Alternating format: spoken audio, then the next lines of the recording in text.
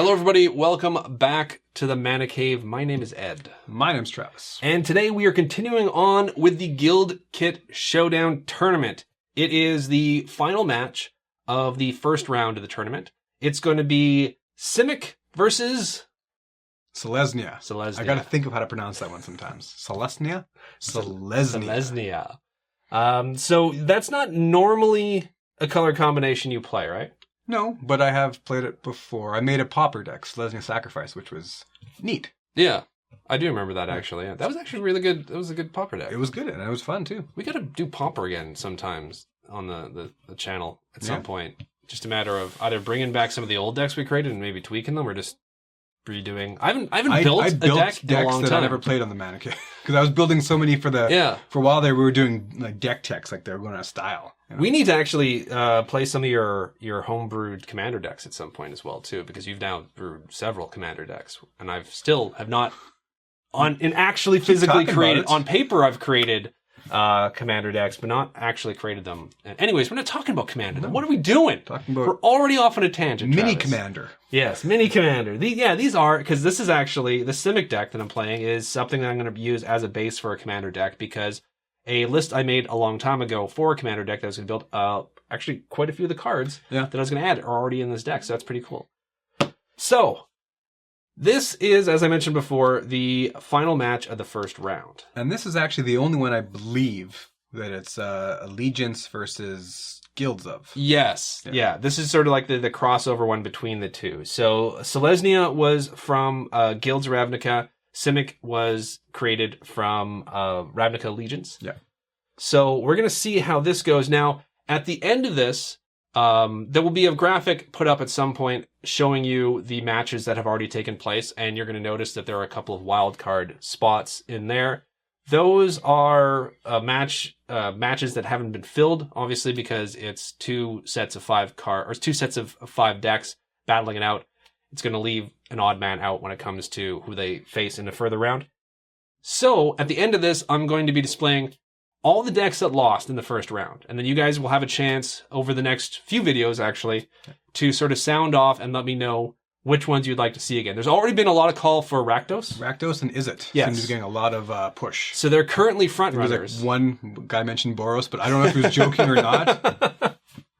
We're going to try to bring back as many as possible. Like I said, there are two different wildcard spots. So what I'm thinking of doing is having it a match between two of the ones that you pick, and then the winner of that one gets the bye into the second round, and then the loser of that one is going to be in the first wildcard spot.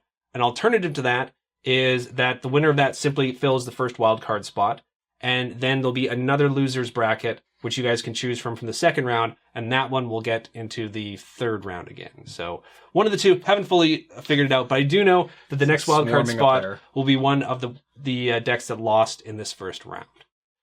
So I think we've covered everything. Yeah. Before we begin, I just want to mention, because I usually mention this at the end, I'm going to mention it now, the Token of the Month Club is a thing that I've created through, I'm doing it through Patreon right now. And you can sign up for between 1 to 10 tokens, which are created exclusively for Brain Pulp TV, where we've done a full year of tokens at this point. Yeah. If this is being released in March, then the current token is a treasure token. Yes, it's the first non-creature token we've done for the club, other than a bonus energy token that we did at some point, but that wasn't a regular monthly token. So we're doing a treasure token. Last month was ooze tokens, which I got a lot of good feedback about those. So if you're interested, there'll be a link at the end of the video. There'll be a link in the description below that will take you to the Token of the Month Club, and you can find out more. And there'll be a link to a video that will talk more about the Token of the Month Club. And who knows, there may be a token played in this game. Yes, that's right, too. Selesnya is big on tokens. And I know there are ooze creatures in this one, so you might be able to see some during the game itself. So that makes me feel like I'm saying that was set up. No. No. It would have been set up if like, you know, we played it and then, oh, Travis, what a wonderful token. Where did you get it? And then you went to then it would be more of a setup. Yeah. This I just wanted to get out of the way, because I usually say at the end, which is great because a lot of the hardcores will watch right to the end of the video. But some people have already skipped because there would have been a card showing up earlier saying when the actual match starts. But for those of you who have stuck through us gabbing here, it's something you may want to check out. Just a little extra thing that you may want to check out. So anyways, let us begin. We have not rolled to see who goes first, correct? We have not. So I got to put my die out here. Oh, one thing before we do actually start. One thing? Look at the 2 dice, because we normally use a different spin down counter when we play, but we've been using the ones that come with these decks. They just did the same one with the same die with the same symbol. Same symbol? No, different symbol, sorry. Same die with different symbol, and it's like... Yeah, it's that kind of marble-ish. That one makes sense because it's white-green. This one, they couldn't put Flexa-Blue. At least Flexa-Blue. Flexa-Blue? Yeah, Flexa-Blue. A little bit of Flexa-Blue. Okay, so blue-green. Seems a little lazy. It does. It's the only die that's like this. All the other dice look kind of unique. 10. That's a solid. Double 5s. Only a 6. Excellent. We haven't mentioned just yet, but these again are the guild decks, which have the really sweet lands. They come in the kit, which gives you the cool sticker, the cool pin. Oh, yeah. And, I mean, we've talked about it a lot in the past, but in case you hadn't known them, that's why these dice are kind of neat, too, because they have the guild symbol, and these are those decks, and that's why we're making a deal about the dice. There's also these nice enamel pins, which someone actually suggested, because you were color coordinated last time when you were playing Rakdos, you were wearing red and green. Sorry, red and black. This time I'm actually wearing green, but that's just completely by chance. And someone suggested, well, why don't you just at least wear the pins? And I thought that was a great idea. And then, as you can see, neither of us are wearing the pins. So I can't break that, Sherry, because then the value just drops off on that. Okay, so I get to go first. I get to scry. You will scry. You'll scry once you show as well too. So I'm going to show my opening hand, and it's not probably the best opening hand ever, but it was definitely not worth mulliganing, I don't think. So there you go. As you can see why this might be a keeper, and you can see also why maybe, there might have been an argument to mulligan, but we'll live with the decision and see how it goes for us. So Travis? Yeah? I bow my head to you. So I had to mulligan down to 6, but I'm approximately happy with the 6. Nothing groundbreaking, but there's plays to be made. And now I'm on scry and see what I get. I think I'll pretty much... You know what? I'm going to toss that one on the bottom because, well, you know why. So that's scribed to the bottom. And, of course, I could have kept it on top as a decent card. You can look up now. Look up now? Okay. Yeah.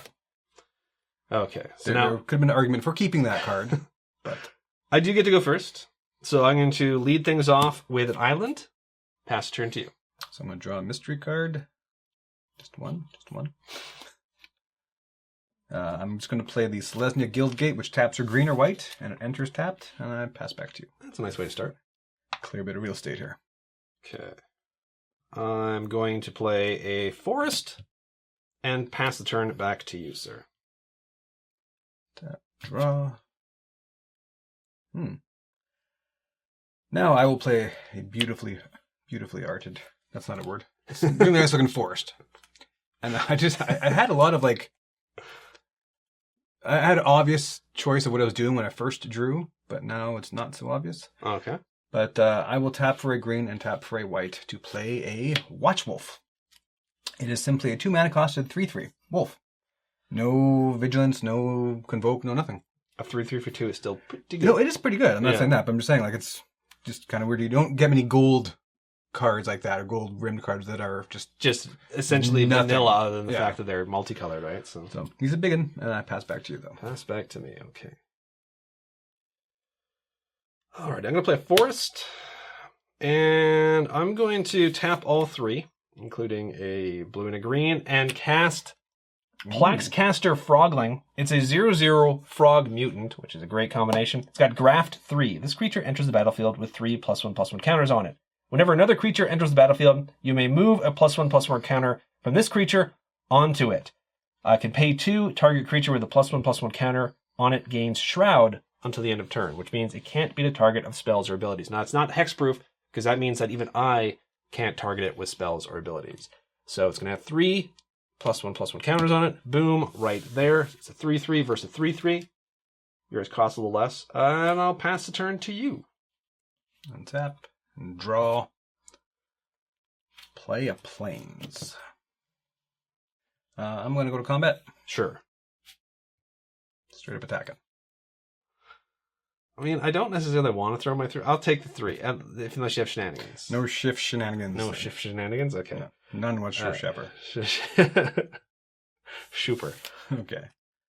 Then I will tap a white and a green for the Selesnya Evangel. Am I saying that right? Evangel? I think so. Evangel? Evangel, I think. I think it's Evangel, yeah. It's a 1/2 elf shaman, but I can tap one, or spend 1 mana, tap this, and tap an untapped creature I control, create a 1/1 green sapperling creature token. Oh, nice. Nice. Not too bad. And then I'll just pass to you. Pass to me. Okay. Well, Gonna get grafty. It's like crafty, but grafty. Instead, I'm just going to pass to you without playing a land. Oh, I hope Mana Screw is not rearing its ugly little head. I'm going to play a land called the Grove of the Guardian. Okay. I can tap for colorless, or I can tap 5 mana, 3 colorless, 1... I'm reading it because I've never read this card before. 1 green, 1 white, and tap this, and tap 2 untapped creatures I control. Sacrifice Grove of the Guardian, create an 8/8 green and white elemental creature token with vigilance. Hey, that's sweet cup and cakes. That's crazy. It's worthy of its rare stature, I would say. And it's a land. So you still need 5 on top of that land in order to activate it. Tap this and then tap 2 other creatures. Crying out loud. Okay. Well. Yeah, that's definitely something. Yeah, we'll go to combat. I feel like I need to block at this point, but at the same time, part of me is also feeling that if I do block, you're going to do a trick and it's going to pump it up and I'm going to lose my creature, which is sort of understandable. But it also means that you're going to tap out of mana, which may almost be better for me because that way you can't build up your board. So I'm going to go ahead and block. Okay. I'm going to tap, I'll just say we'll tap this for green. To cast Gather Courage. Target creature gets +2/+2 to the end of the turn. I could have convoked. Yeah. No, but I didn't convoke. Do you have a response? I do not have a response. Okay. So there's no trample involved, but it becomes a 5/5. Okay, and then damage goes through, and I lose my Frogling. Okay. I'm then going to tap 1 white and 1 of anything for the Bernardi Shieldmate. It's a 2/2 with vigilance. And that's basically it's 2/2 with the vigilance. I played that a lot in arena drafts with this kind of Selesnya thing because I really like that guy. It's a great card because it's hybrid green and white. It fits into a lot of different decks. To combo those, I wanted to attack with that, be tapped out, and then be able to convoke because that's the thing about vigilance.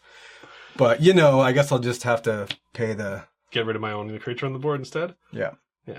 I feel for you. That must be rough. This is gonna be a quick game. Pass back to you. Oh my goodness. Okay. Jeez Louise, I tell you. I'm going to play a Simic Growth Chamber. Enters the battlefield tapped, and when enters the battlefield, return a land I control to its owner's hand. So I'm going to return this forest to my hand, and then I just have to pass the turn to you.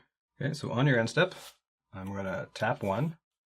Tap her, and tap an untapped creature I control to create a 1/1 sapperling, green sapperling creature token. Which, look at that. Hey, that's one of the tokens from the Token of the Month Club.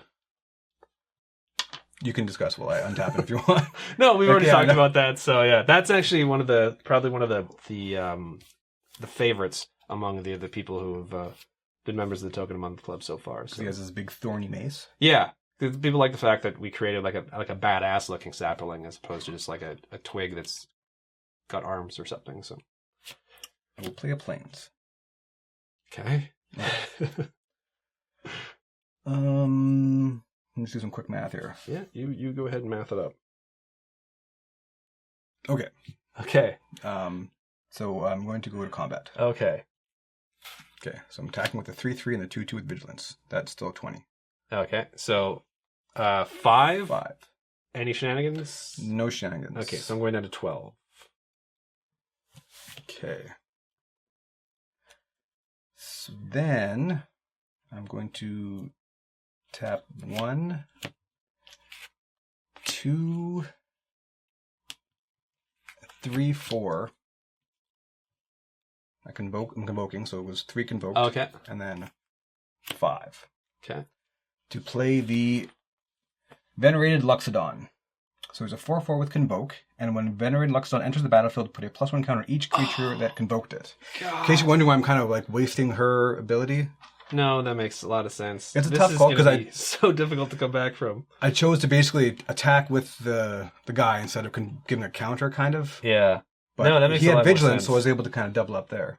So these guys are all getting a +1 counter and have a 4/4 on the board. This is like the worst possible game to have had a slow start. Like because of the power of a lot of these cards, you can usually come back from a lot. But this is such a great early board state. Not even necessarily early at this point, but it's a mid-game board state sort of thing. So compared to mine, okay. And then I'm going to pass back to you with 3 mana. Okay. Everyone who plays Selesnya, I'm sure, says this, but boy, I really like Convoke. I'm going to play Forest. Okay, so I'm going to pay 1, 2, 3, 4, including a green and a blue from the Growth Chamber. And I'm going to bring out Zagana, Utopian Speaker. She's a 4/4 Merfolk Wizard. And when she enters the battlefield, if you control another creature with a +1/+1 counter on it, which I don't, I get to draw a card. And then also has Adapt 4 for 4, a green, and a blue, which means if this creature has no +1/+1 counters on it, put 4 +1/+1 counters on it. Each creature you control with a +1/+1 counter on it has Trample. She's already got the curve. Yeah. Yeah, it's foil, so of course it's going to be kind of like bowed right now. So that, Travis, is my entire turn, and I will now pass to you when your impressive board state. Untapping. Draw. Okay, I am going to go to combat. Okay. Okay.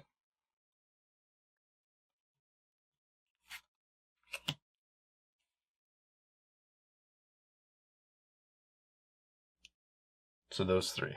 Those 3. Okay, well, I will... I'm going to put the 4/4 in front of the 3/3 wolf. And have you do your worst. Just him. That's good. That's it? That's it. Okay, so I'm going to take 6. 7. 3, 3, 4, 4. Yeah, but I'm blocking the 3/3 with the 4/4. Yeah, but he's a 3, 3, 2. Oh, he's a 3/3. That's right too. He's a 3/3 now. 7. Okay, yeah. No, I got you. I thought you meant that 3/3. No, okay, so I'm three, down three. to 5, which sucks, but it is what it is. That 3, 3 is a dead 3, 3. Ugh. I am going to tap 2 white and 2 green. For the Conclave Cavalier. It's a 4/4 with Vigilance, and when it dies, create 2 2/2 green and white elf creature tokens with Vigilance. Okie dokie. For no reason, I'm just going to put this over here and pass back to you. Okay, I'll take my turn. Sorry, I was just trying to decide if I want to do something or not. Draw. Okay. Going to play an island. You got so much power on the board. So much power. Oh, man. I'm going to do this. I'm going to tap for blue and green, and then 3 more, and cast... No, not a board wipe. Oh, I wish. I wish!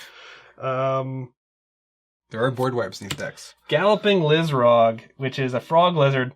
It's a 3/3. It's got trample, and when it enters the battlefield, you may remove any number of +1/+1 counters from among creatures you control. If you do, put twice that many +1/+1 counters on the Lizrog. You know, it'd be so great if I still had this out for both this and this, but I mean, I would already be down 3 more life as well too, right? No, actually, it would be down 5 if you had pumped it up. So, yeah, I got that's my turn, and I'm gonna pass it to you. So on your end step, I actually didn't realize this card was instant. I was going to use her little thingy, but I think I can do this. So 1, and then I'm convoking for green, and then 2 other colorless. Okay. So for 5 mana total, 2 of being green, to cast Scatter the Seeds. Create 3 1/1 green sapling creature tokens. Which is an instant. It just seems like such a sorcery one, though, eh? Mm-hmm. So you're going to create 3 1/1 sapling tokens? Unless you spend that blue to Dispel? Is that the counter target instant spell? No. No. Okay. So 1, So my turn. Your turn. Untap. I'm untapping so daintily. And draw.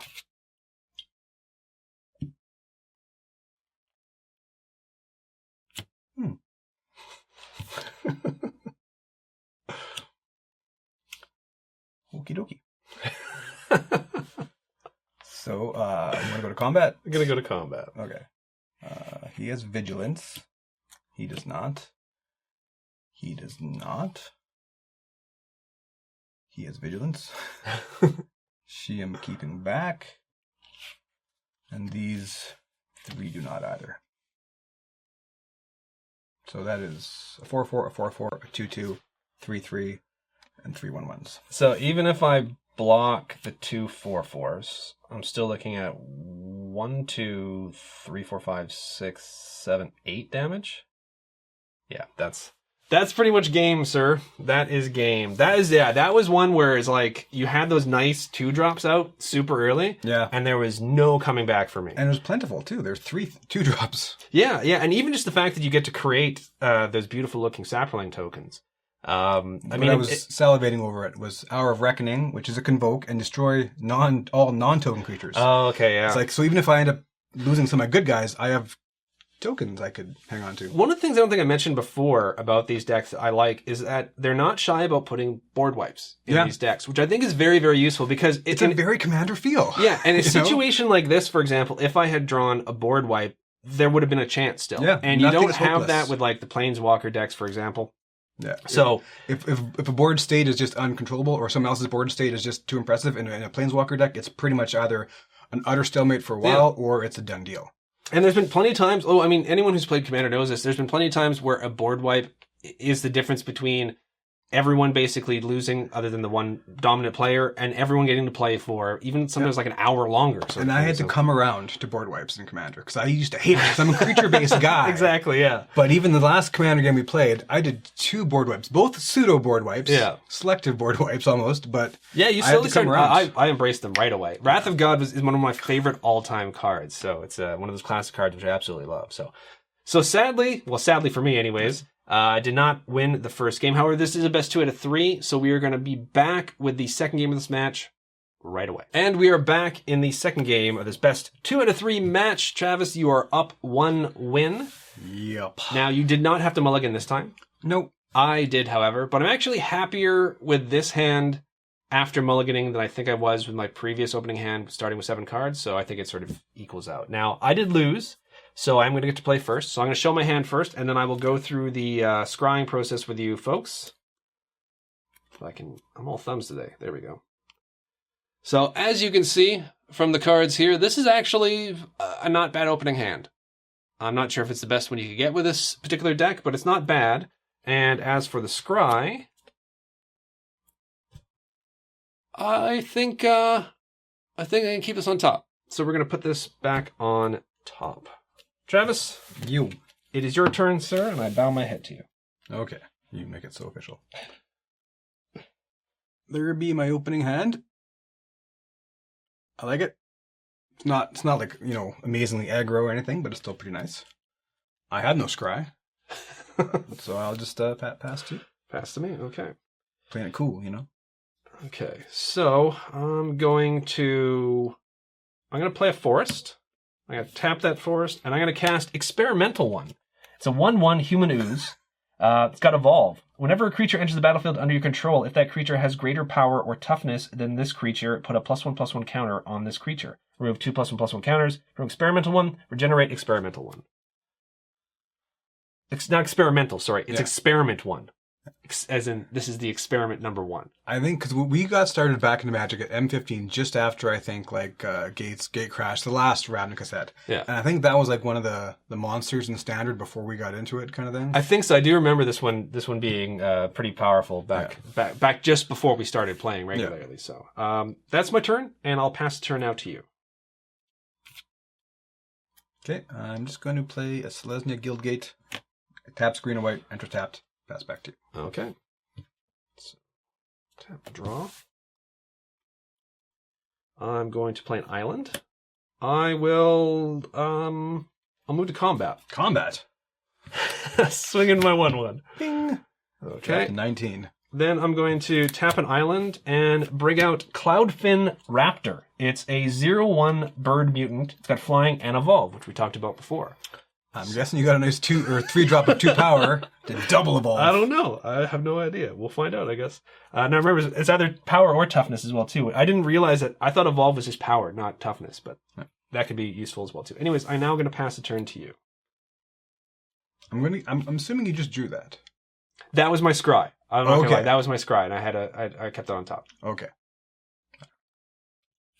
100% I would have played this first otherwise. That's what No, yeah. Evolve, I'm still... Part of me actually thought of holding back, but then I could then play on the second turn, I could play the Raptor, followed by Experiment 1, but I decided to put that on the board right away, just in case. So play a Plains, tap for green, or for white and green, my 2 lands, for the Selesnya Guild Mage. It's a 2/2 Elf Wizard. For 1 green and 3 of anything, I can create a 1/1 green sapling creature token. No tapping involved. Okay. And for 3 and 1 white, I can have creatures I control get +1/+1 till the end of the turn. Again, no tapping, which is not bad. I'll pass back to you, though. Pass back to me. Okay.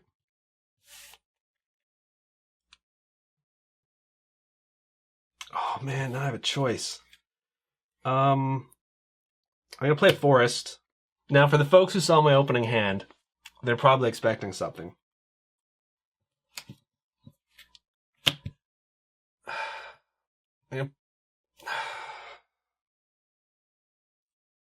No, I'm not going to do that. I'm not. I'm going to do what you guys expected. Sorry.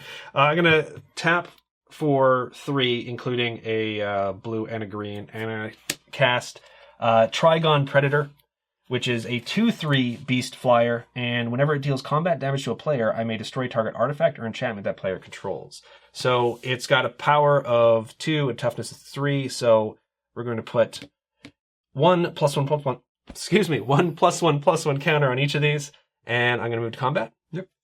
And I'm going to swing in with just the Raptor. Just the Raptor. So I will drop to, it's a 1 power, drop to 18. Okay. And I'm going to pass the turn to you now. Tap. Draw. So I'm going to play a Forest. And I will pass to you, unfortunately. Oh, okay. Or fortunately. He's untapped. I can convoke. Okay. I'm going to move to combat. Okay. Swing in with the Predator, and I'm going to swing in with the Raptor. Both flyers? Both flyers. All right, that's 3 damage? 3 damage, yeah. So I'm going to drop from 18 down to 15. Okay. I'll find 15. Sadly, I'm not going to play a land, but I am going to tap a blue and a green and cast the card I was sort of agonizing over whether to cast last turn instead and delay this 1 turn. Simic Ascendancy, which is a card I built a deck around in Magic Arena. I love this card. It is an enchantment. Pay 1 a green and a blue, put a +1/+1 counter on target creature you control. Whenever 1 or more +1/+1 counters are put on a creature you control, put that many growth counters on Simic Ascendancy. At the beginning of your upkeep, if Simic Ascendancy has 20 or more growth counters on it, you win the game. So I could have played it last turn, and then at the beginning of this turn, it would have had 2 +1/+1 counters on it, but I thought I needed to, to get this out there as soon as possible. That is my turn, sir, and once again, sadly, no land. I'm going to pass the turn to you. No end step play, so just draw. Play another Forest. So I do have a play here, though. That's good. Unfortunately, it's not a flyer. Tapping for 4, 2 white, 2 green. For we saw him last time, the Conclave Cavalier. He's a 4/4 with Vigilance, and when he dies, I create 2 2/2 green and white elf knight creature tokens with trample. With Vigilance, pardon me. Vigilance, okay. Nice. No. I'll keep him back. I like his abilities. I like him. And I'll pass back to you. Pass back to me. And now you have the mana to use his abilities, right? So yeah. Okay. So rough, Travis. So rough. Yeah, I'm the one who's getting beaten by flyers. I've been here before in this in the mana cave. Okay. You're at 15 now, right? I'm at 15 now. When you're that high and someone asks, you got to be a little worried. I'm going to move to combat. And I'm going to swing in with the 2 flyers for a total of 3 power. Total of 3 power? Yeah. I still have no flying blockers, so I wasn't going to drop till 212. And then I'm just going to pass the turn to you. Okay. Untap. Draw. I'm going to play land, because I haven't done that yet. Here's Vigilance. I'm just going to go to combat. Okay. I'm going to block with Experimental 1. Okay. I'm going to tap 3, including a blue and a green, to put a +1/+1 counter on Experimental 1, Okay. making it a 3/3. I'm then going to remove 2 +1/+1 counters from Experimental 1 to regenerate Experimental 1. I keep calling it Experimental 1. I'm probably driving some people crazy. It's Experiment 1. So now it has the Regenerate shield on it. Okay. So we'll go to combat damage. We'll go to combat damage. This dies technically and then brought back tapped. I believe that's how Regenerate works. Yeah, so it's Is that really how it back works? into play, yeah. So Regenerate, it dies, and it's basically instead of dying it, remove it from whatever, and then bring it back tapped. Okay. Well, whatever. not whatever that, but whatever my... Okay. I'll sneak in for damage. I'm going to tap for 3 white. and then- As well too. Sorry, I missed the trigger on Simic Ascendancy. There was a +1/+1 counter put on there, so I put 1 on there. So so tapping for 3 white, and then 1, 2, convoking 3, 4. So 7 to play the Hour of Reckoning. Destroy all non-token creatures. Wow, so we're resetting the board. Well, I'm getting 2/2 tokens, and I'm getting rid of that's right. flyers Yeah, that, I can't deal with anytime Now, soon. what are the tokens that you need? They're 2/2 white elf knight creature tokens with vigilance. Oh, okay. Now, again, I didn't want to do that per se, but I had no way of stopping the flyers. Yeah. So, oops, that's them. They're down here. They did provide. And the Token of the Month Club does not have Elf Knight tokens. They have Elf Warrior tokens, but not Elf Knight tokens yet. So I have 2 of those guys. But that took me my turn. That took me my mana. Oh, it's nice, though. It's a nice turn. Well, it would have been nice to just sneak through it for 4 damage before I did that. But I pass back to you. Pass back to me. Okay. Draw. Come on, man. Well, I'm not going to play land. But I do have something I can do now. I'm going to tap for 3 and cast Plaxcaster Frogling, which we saw before. Graph 3. So we're going to put those 3 counters on it. And we're going to put 3 more counters on Simic Ascendancy. So it's now up to 4. And once again, no other land. That's my turn. Don't wear it out. Pass to you. Untap. Draw. Okay, so first thing is to play a forest. 6. I have 6 mana. I'm going to spend all 6 of those manas. Go for it. 1 green, 1 white, 4 of anything to cast Pollen Bright Wings. Enchant creature. Enchant creature has flying. Whenever enchant creature does combat damage to a player, create that many 1/1 green sapling creature tokens. Oh my god! It doesn't boost its power, so it would have been nicer on something better, but... It would have been nicer on something. Okay. Well, like a 4/4 or something like that. It's 6 mana. Well, obviously, yeah, but I mean, you still got a 2/2 vigilant creature. Oh my Yeah. goodness! Now flying in 4/4. 2/2. So it doesn't buff it at all. Oh, okay, Yeah. okay. No, okay. I see what you mean. I thought so for some reason in my head I had it like, oh, it also gets a +4/+4, and I'm like, that's gonna be awful. So okay. But he will attack. No, I would assume so. Yeah. No, I can't block anything. I can't do anything. Okay, so I get 2. There was a frog, so he should be able to stick out his tongue and catch it in the air. Does it have reach? It should. It's a frog, right? So, okay. Okay. Sorry, pardon me. That is my turn. You do take 2 damage. Though. Desperately. Oh yeah, sorry. I desperately need a land. I desperately need a land here, folks. Heart of the cards, folks. Heart of the cards. Let's go. Let's go.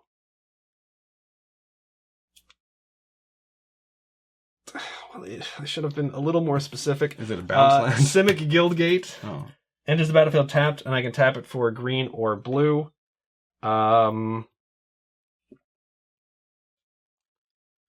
Okay. I'm going to... Oops. I'm going to pay a blue and a green, and then 1 extra mana to cast Nimbus Swimmer. It's a 0/0 flyer, and when it enters the battlefield, X +1/+1 counters on it. So it's just going to get 1 +1/+1 counter because I can only pay 1. However, whenever another creature enters the battlefield, if you may move a +1/+1 counter from this creature onto it. So I'm actually going to do that.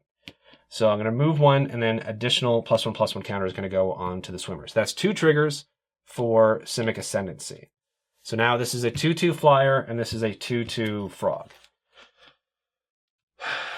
I did get a 4th land, which is pretty awesome for me, and I'm going to pass the turn now to you. Okay. Untap. Draw. We're going to go to combat. Okay. So they have vigilance. Yeah. They do not. Oh man, I'm just sensing something's going to happen here.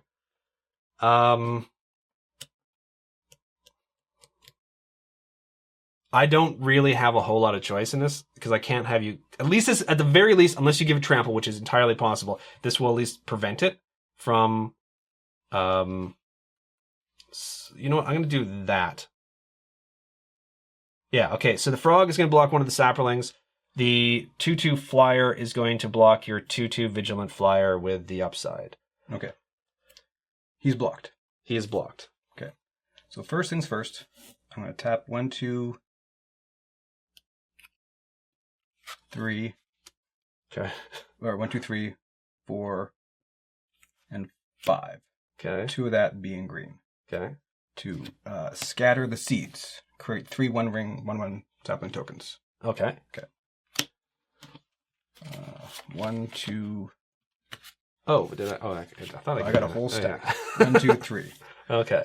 Then I'm going to tap. Okay.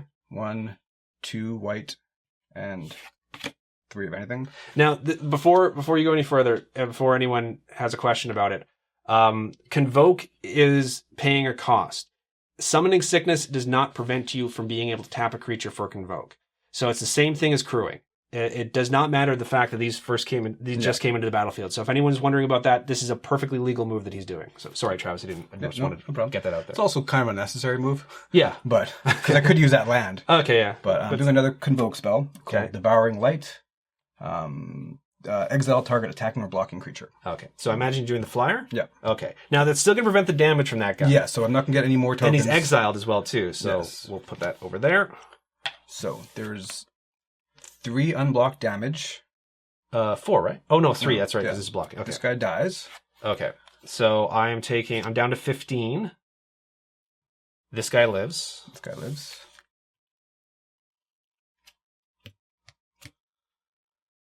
Okay. That's my turn, sir. That's your turn? Okay. So untap. Draw.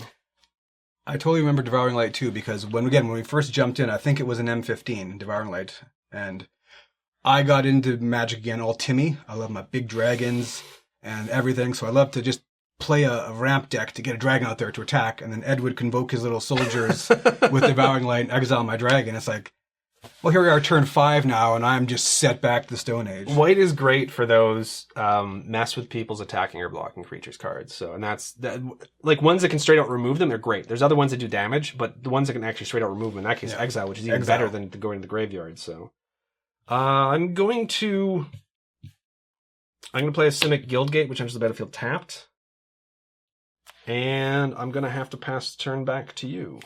Okay. Untapping all my little sapperlings and lands. I don't know if there's a board wipe in the Simic deck.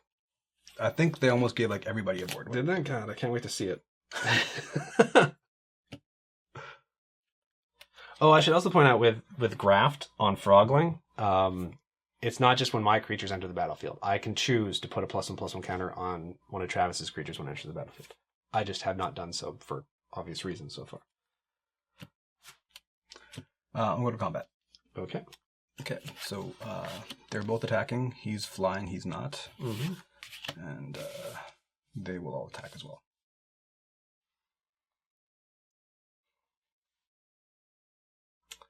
I could block another sapling, and then there's a chance the Frogling will live. Or I could take out your other 2/2 vigilant creature, which is kind of being a pain in the butt. I can't do anything with the flyer.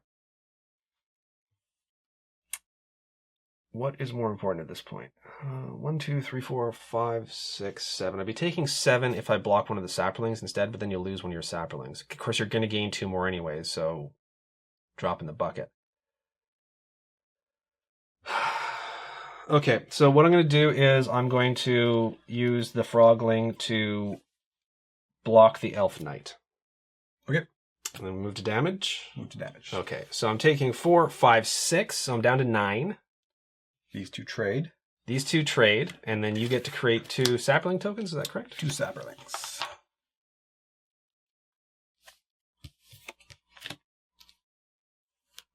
Oh, you're a wolf.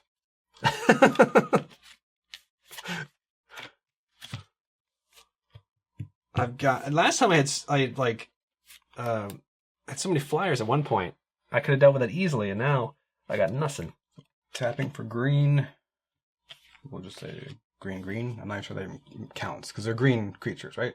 They are green. They are supposed to be green sapling tokens, as far as I know, right? 3, 4, 5, 6, 7. Did I get that right? 1, 2, 3, 4, 5, 6, 7. Okay. Tapping for 7 mana. Convoked Siege Worm.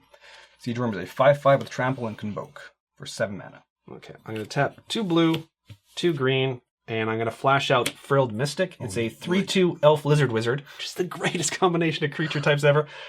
Flash, when Frilled Mystic enters the battlefield, you may counter target spell, and I will choose to do so. Okay, and then I'm going to tap for a green and tap for a white to cast a sorcery. Create a 3/3 green centaur creature token. Oh, man. I cannot get ahead here. I'll pass to you while I Pass search to me? for Okay. a centaur. Oh, is a 3/3 centaur. He's currently the only untapped permanent I control. I'm going to play a forest. And I'm going to go Hellbent.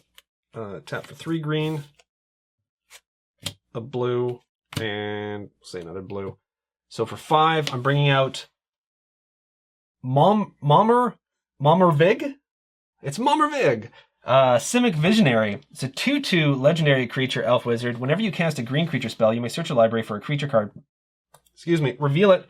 If you do, shuffle your library, put that card on top of it. Whenever you cast a blue creature spell, reveal the top card of your library. If it's a creature card, put that card into your hand. So a nice little combination if I can cast a blue-green spell. I am, however, out of cards. And I'm looking at your board, and 1, 2, 3, 4, 5, 6, 7, 8. Plus side, there isn't a 5/5 with trample. It's a very small plus side. I'll pass the turn to you now.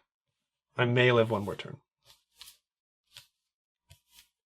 Tapping a lot of things here. Lots of tokens. You know, at the beginning, I was like, I really hope we get a chance to actually use the sapling tokens. I did not want it. I did not want it to be this extent. This is more than enough for me. So, Okay, we're just gonna go to combat. okay, I figured. He's vigilant, right? Yes. Yeah.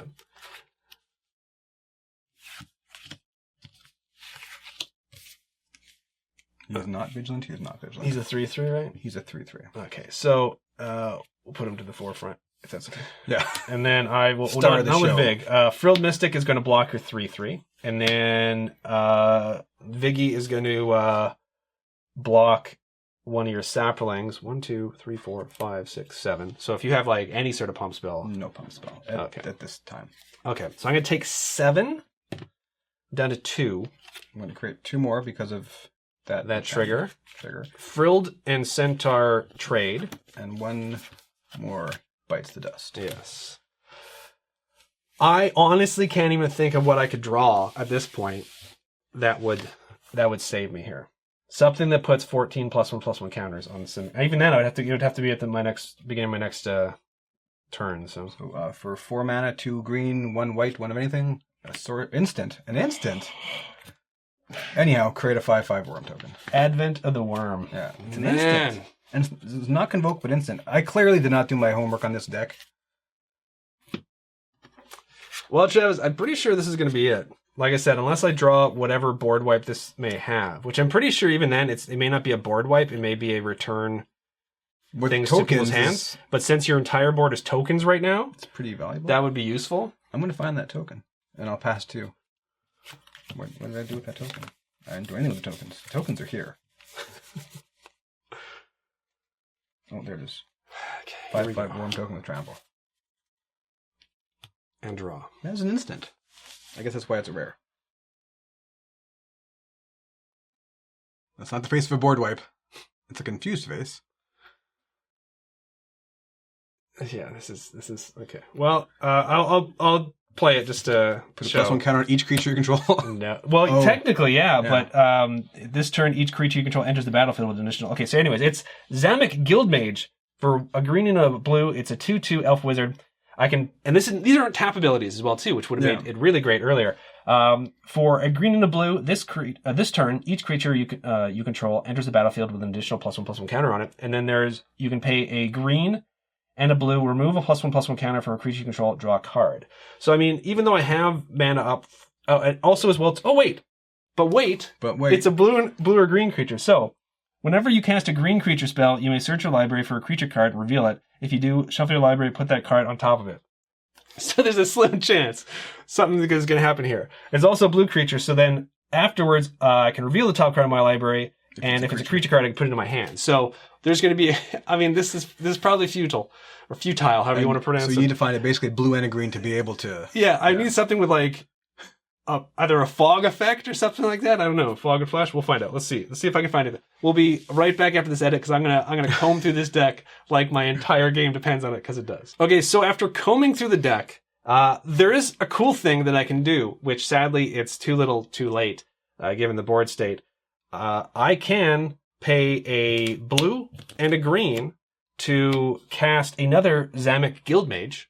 And that is going to trigger both of the more Vig abilities triggers again. So, and I already put it on top. So then I could search for like a Coiling Oracle, and you get a land or something. It's a green and a blue, and I can pay a green and a blue to cast Coiling Oracle. Now, when it enters the battlefield, reveal the top card of your library. If it's a land card, put it into the battlefield. Otherwise, put that card into your hand. So you didn't shuffle them. Oh, that's right. I didn't shuffle. I guess. Well, it doesn't matter. So reveal. Oh, look, it's an island. I can put it onto the battlefield, and then I get another trigger off of this, and it still wouldn't matter because even though all of a sudden in one turn I was able to get. You have a 1 blue drop cloud. You have a 1 blue drop castable creature. Yeah. So how many are you at now? Oh, I'm 4 creatures. Oh, okay, yeah. So yeah, it wouldn't have mattered. But that blue drop 4 because you were getting there. It's in my graveyard. So. Yeah, but there might have been maybe more than 1 copy. I don't know. No, I think there's only. That'd be great if there was. Is Experiment 1 hybrid mana or just green? Just green. Okay, just green. So I mean, that's how far behind I am at this point. That I was able to actually. Though, because you actually got a land out of it. Because we were discussing it as I was looking through it, and I'm like, well, I could actually chain a couple of these creatures and get this effect like 3 times in a row, but. See, if it ended up having some insane, each one had a counter thing, and your ascendancy was going up and up, I'd be like, yeah, pooping bricks a little bit. Like, is he going to make this happen? Yeah, that would have been awesome as well too, right? So, but yeah, I was still a ways away from getting Simic Ascendancy up to 20. I can definitely see why a Simic Ascendancy, if you get it out around the same time I did on turn 4, I think, as opposed to 3. I could have got it on 3. I could see you actually winning sometimes with Simic Ascendancy. Yeah. Though I think there's only 1 copy of it, so the chances of you getting it early is going to be, slim to none. I think the paper copy of that card is actually pretty budget. I think it's under $1, under $2. Yeah, it's not, because I think it's sort of a gimmicky card, or a meme card, I think is the cool way of saying it now. All the cool kids are saying meme? Not meme, like meme. It's a meme, like meme. Oh, very meme-like. Meme-like, yeah, meme. It's very meme. But not meme. Yeah, no. We old man that so hard. Anyways, your turn, and I'm out of cards, and I've got 1 blue up, and I'm always curious to see. So Sweet, you didn't even another tap. So did you want me to go through all that? No. So I mean, interesting side note. I think that might have been the card. So when the decks came out, the Selesnya deck was like between $5 to $10 more than all the other decks because there was 1 card in it that was actually a value card. I think that might have been it, privileged actually. position. Yeah. So for 2 and 3 hybrid of green white, you get an enchantment. The permanents you control have hexproof. See, ironically, in this game, not huge. It's still good, but I always had a creature, whatever, and I always chose a creature over that because I've had that for a while, actually. Yeah. But I think that's actually the money card because it's a reprint. Obviously, there's the symbol, and I think that was the one that it was like again not a huge money. It wasn't like a $25 land. I think it was like a $10 card or something like that. Yeah. And I think that, but because of that, that's why this deck was worth $5 to $10 more than the other decks.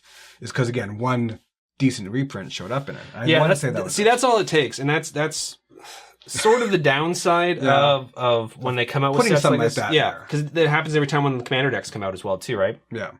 So you mentioned about if I had another Cloudfin Raptor, I did actually have another one in here. I was looking for blue-green stuff. Yeah. But oddly enough, no board wipes, which isn't super surprising given blue-green, because blue-green is not exactly known for that sort of thing. Yeah, the only hard removal I have, for the most part, is rapid hybridization. It's an instant and destroy target creature. It can't be regenerated. That creature controller creates a 3/3 green frog lizard creature token. So, I mean, I actually had this in my hand in the first game, but there was not. I mean, I would be destroying either a 1/1 token, a 3/3, and creating a 3/3. So it's either going to get your board's going to get better, or your board's going to be the same. At least I'd stop pumping out tokens. Oh, that would I would have definitely used it on that 100%. But in the first game, I could also destroy the 4/4, which would give you 2 2/2s, and it's sort of like but yeah, it was just it just wasn't my time, which is fine because I had a little bit of a win streak going on there for a while, but once again though, not a 2 out of 3 game, or match I should say. No, and the last 2, which were also not 2 out of 2s, I felt like it wasn't even that I didn't perform as well as I could have, but the deck didn't just show well as I think it could have. Do you feel the same way with the Simic, where you felt there was so much more that deck could have done? I do. I mean, but it's always tough, right? Because in a vacuum, games only go so long. In a vacuum, every deck is going to go is going to be able to do some really cool things. Yeah. But your opponent's not going to let you do that, right? So I'm with your this friend. one, I'm not going to do that. exactly right. Like the evolve in this could get crazy, super crazy, super quick. If I had been able to get if I hadn't scribed the Raptor to the top and been able to get this out on turn 1, it would have been like even the experiment one would have affected it, right? But, and then with Simic Ascendancy, I was really kind of hoping to get a victory with Simic Ascendancy, but I know that's kind of pie in the sky. But yeah, I think there's a lot of stuff that this deck could do, and you guys didn't necessarily get to see it, but at the same time, that is going to happen. I mean, I didn't have the best start when it came to mana both games, but I did eventually get up there, right? You were off for a bit. Yeah. Let's not lie. If I didn't wipe your board, it would have been an entirely different game, even with your mana state. Yeah. But I knew no matter what you're doing, that's why I was taking those flying damage. Like, it's okay. We're good here because I can stop. I realize that I'll set myself back, but because of that token generator, I'll come out on top. My life total will be a little bit behind at that point. But so I started the game with a degree of confidence. I didn't really care what you were doing for a little while. And yeah, as long as I could make that happen on turn, because it can Convoke on turn 5, I think it was. And the card is great, especially with the 4/4, which splits into two tokens, right? So I was like, at first I was like, oh, well, it's going to affect you as well too. And then I realized, oh no, you're going to have the 2 tokens. And even then, once again, I could have come back from that. And I was getting flyer beat though. But I went from having like aerial dominance to all of a sudden getting smacked by that 2/2 vigilant flyer that creates saplings like there's no tomorrow. So it was impressive. I really like how your deck runs. I like how this deck can run. Yeah. And but once again, there is going to be a chance for this deck to come back in one of the future matches if you guys deem it worthy. So now that we've seen all the first round matches, you guys know all of the decks that have lost. So right now there's a graphic that's going to be appearing on screen. It's going to display all the decks you guys can choose from and basically vote in the comments section, letting me know which decks you would like to see back, and we will either just immediately put one of those decks, if it's like a huge front runner, in a wildcard spot, or more likely we will have a sort of a playoff between 2 of them to determine who's going to fill one of the wildcard spots. So the next video that you guys are going to be seeing is going to be Dimir versus Golgari, which should be interesting because it's not. I mean, they're not exactly the same, but there's a certain amount of I'm going to be jealous in of the your fact- surveil Yeah. a couple Well, times. Yeah. I'm quite happy about your graveyard shenanigans when it comes to Golgari, right? Yeah. So, it's always interesting, like with this one, where there was a crossover of green. Yeah. So the other one, the crossover of black mana and black spells, it's going to be interesting to see how that particular matchup goes. So that one, though, is going to be the next episode of the Mana Cave. It will be Dimir versus Golgari. So thank you guys very much for watching this episode. Travis, do you have anything else you'd like to say before we go? Not at all. Not at all? Clearly, nothing coherent anyway. We're going to go crack another beer and end the video, and we'll see you all in the next one.